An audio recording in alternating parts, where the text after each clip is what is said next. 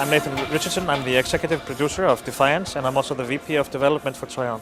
So we are here today where we're going through mainly the focus of the game part of Defiance. The game itself is a third-person online shooter, and it's an open world experience. What we have also is that we're going through the crossover events between Sci-Fi Channel, the television show, and also the game itself. And predominantly the focus though has been on the game itself, which is now being developed by a team of 150 people in San Diego, and it's a pretty large venture that we're going through. So right now the game has been going through alpha since July, and we're still developing it. We will be developing it pretty much till launch, but we will also be developing it post-launch. So we have the entire team expanding the game after we launch the game itself. Right now the television show has finished filming. It's finished filming actually a month ago. And now we're doing editing and visual effects and stuff like that. So basically what we have is finalization on both parties, preparing for the launch in April. Just the number of people that are developing it, and the stories that we're writing, and the competitive multiplayer, and even just the story that the players themselves. I mean, we do have a lot of cinematics in the game itself, and they are more like small parts of a longer storyline. So each storyline and mission sequence that you go through will have a series of cinematics actually, which are part of a larger story, creating so many different cinematics which are moving forward very different parts of the storyline. So it's a lot of different environments that we're going through.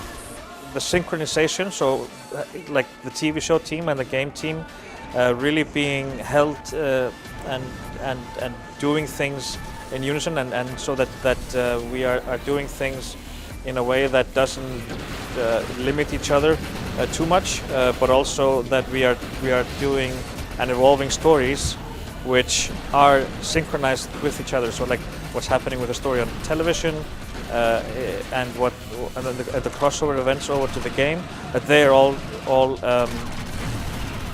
a coherent and unified story. Because we also have the world story, which is what's happening with the world itself, and driving a lot of the larger events that are happening both in the show and the game. So the synchronization, yeah, that's the biggest challenge. And I mean, learning of each other, how you make games and how you make TV shows, so that you can actually innovate and create these kind of stories, which can be portrayed both in a television show and the game. A lot of the things that we're doing in the video game itself maybe isn't new, like individual things, but the combination of them are new, and we're learning a lot through there.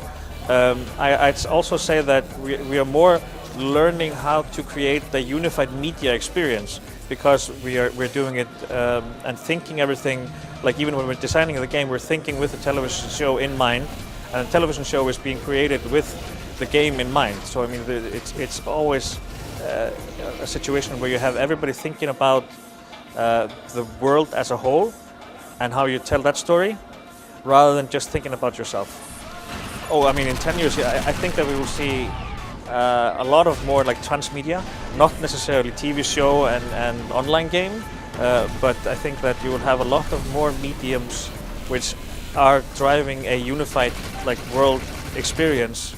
You can think about like mobiles and movies and even alternate reality games and stuff like that. I think that this will be more common moving forward, because it is a compelling way of allowing people to experience a larger world through the medium that you feel comfortable with, like experiencing the world. I mean, some people simply have a preference of going through movies or television series or books, experiencing a world through that, while others would prefer, for example, mobile applications or the social aspect of a world and stuff like that. So it's basically storytelling and creating story on a much larger scale than before.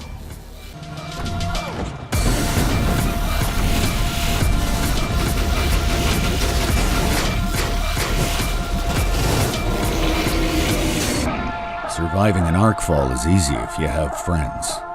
But to really live, you have to find a place to make a difference.